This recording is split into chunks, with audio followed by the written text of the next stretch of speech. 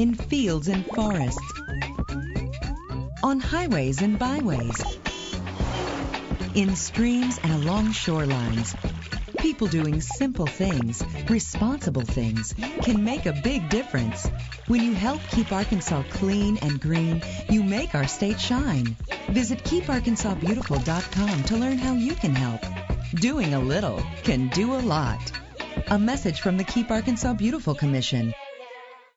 Well, forest fires can be one of nature's deadliest enemies, but when controlled by experts, fire can actually replenish the land and spur proper growth.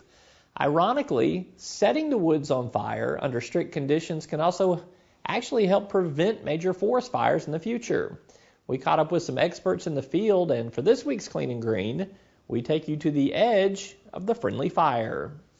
Clean and Green is brought to you by the Keep Arkansas Beautiful Commission. For recycling, litter prevention, and community improvement, visit KeepArkansasBeautiful.com.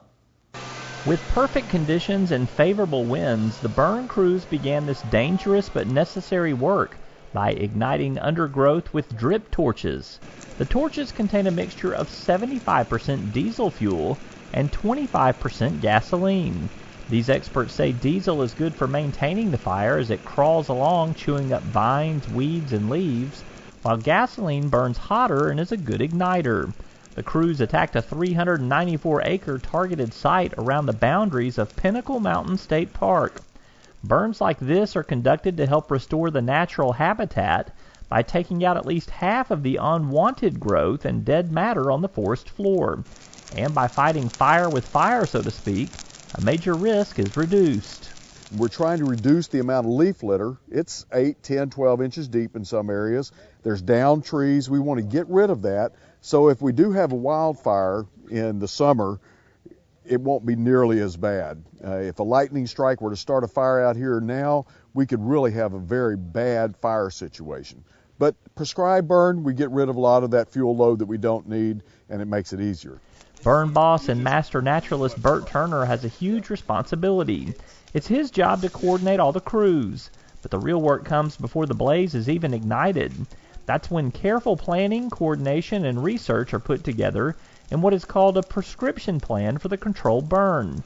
Turner's prescription for this burn was a 30-page volume that had every conceivable safety situation covered, along with a mass of coordinates and topography detail for his crews. They have been assigned a particular section, and it'll be a particular time for them to light that area. And behind them will be a holding person, somebody that just verifies that the fire is doing what it's supposed to, that it's moving in the right direction. If we want it moving uphill, they're there to make sure it's moving uphill and not downhill, and they'll have some little hand tools to do it.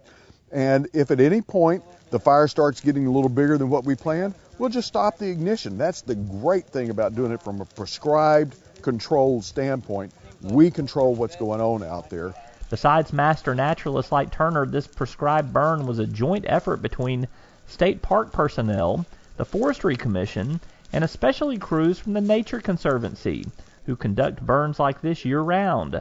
The Conservancy comes armed with an array of safety equipment like a bulldozer, water pump trucks, ATVs equipped with more pumps, and backpack bladders full of water for the crews in the woods.